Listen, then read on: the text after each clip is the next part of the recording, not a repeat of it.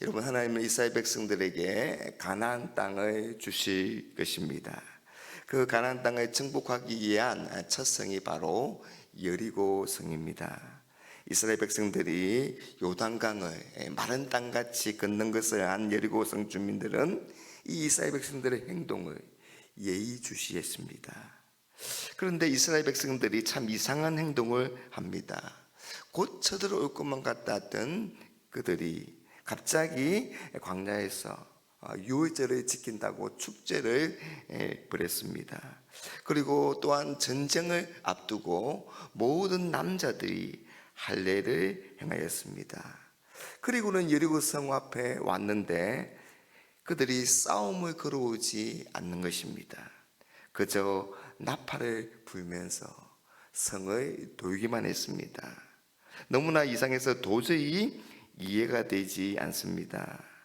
여러분, 하나님이 명령하신 이 여리고성의 공격 작전은 정말 상식을 뛰어넘었습니다.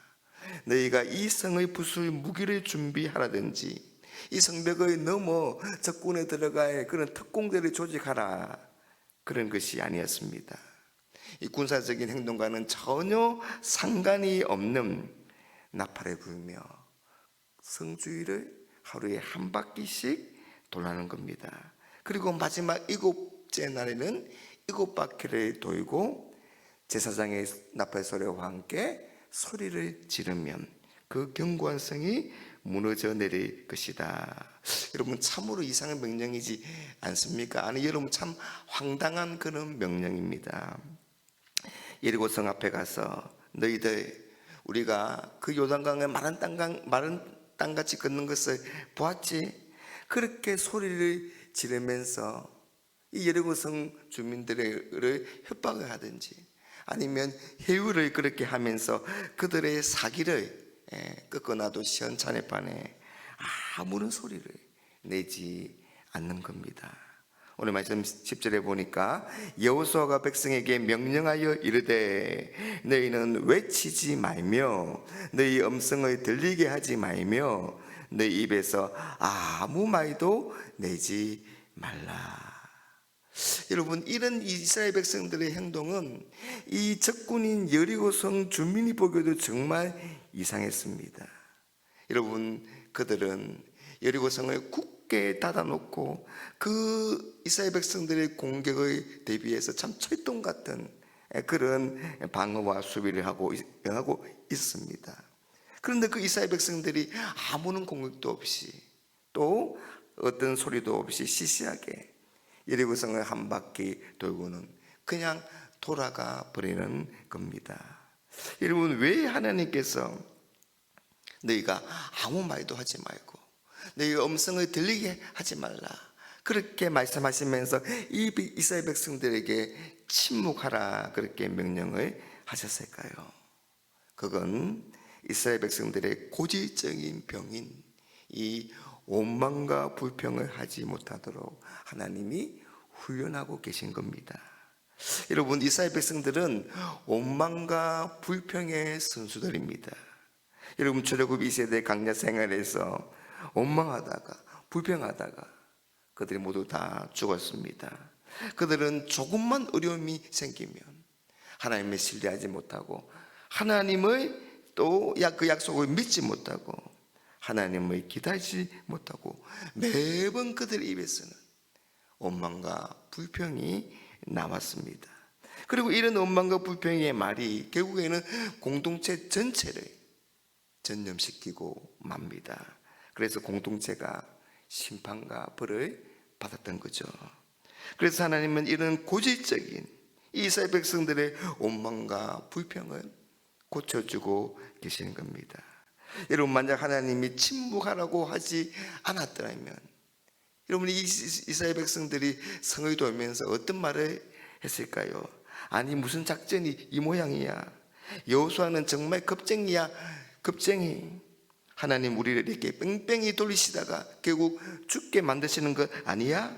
하면서 원망과 불평을 쏟아내었을 것입니다. 하나님은 이런 원망과 불평을 하지 못하도록 침묵하라고 하신 것입니다. 여러분, 우리는 우리 인생의 가장 긴박하고 가장 긴장감이 도는 그 순간, 가장 중요한 순간에는 여러분 침묵하고 우리의 문제를 온전히 하나님께 맡길 수 있어야 합니다. 하나님께 집중할 수 있어야 합니다. 여러분, 그렇게 할 수 있는 가장 좋은 방법 중에 하나가 바로 침묵인 것입니다. 그래서 침묵은 우리 인생에 가진 문제 앞에서 하나님을 바라보게 함으로 하나님을 하나님 되시게 합니다.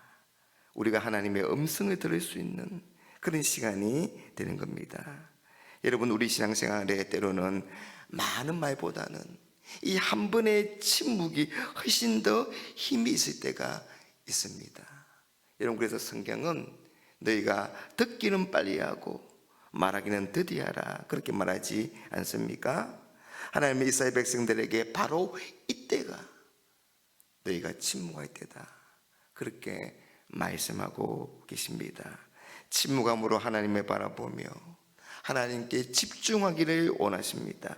하나님을 의지하고 하나님의 때를 기다리며 일곱째 날까지 일곱 바퀴를 돌 때까지 그들이 침묵하면서 인내하기를 원하시는 것이지요. 여러분, 가나안 정복 전쟁은 하나님이 이스라엘 백성들에게 이 땅을 주시기로 약속하셨기 때문에 하나님이 친히 그들을 위해서 싸우실 것입니다. 그러니 여러분, 두려워하거나 조급해하지 않아도 됩니다. 굳이 말을 하지 않아도 됩니다. 너희는 두려워하지 말고 가만히 있어서 오늘 하나님이 구원하시는 것을 너희가 보라. 하나님이 너희를 위해서 행하시는 그 구원을 보라, 그렇게 말씀합니다. 여러분, 하나님께서 우리를 위해 싸우시면 이 전쟁은 칼과 창에 있지 않습니다.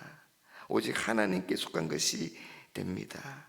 하나님이 싸우시니 우리가 그 하나님의 구원을 두 눈으로 지켜보기만 하면 되는 겁니다. 여러분, 복잡하고 어려운 문제를 한계를 가진 우리가 해결하려고 하니까 어려운 것이지요. 그러나 하나님 편에서 보면 아무것도 아닌 것입니다. 여러분, 우리의 침묵은 하나님을 의지하는 우리의 믿음의 표현입니다. 우리가 침묵하는 그 시간이 바로 하나님이 일하는 시간입니다.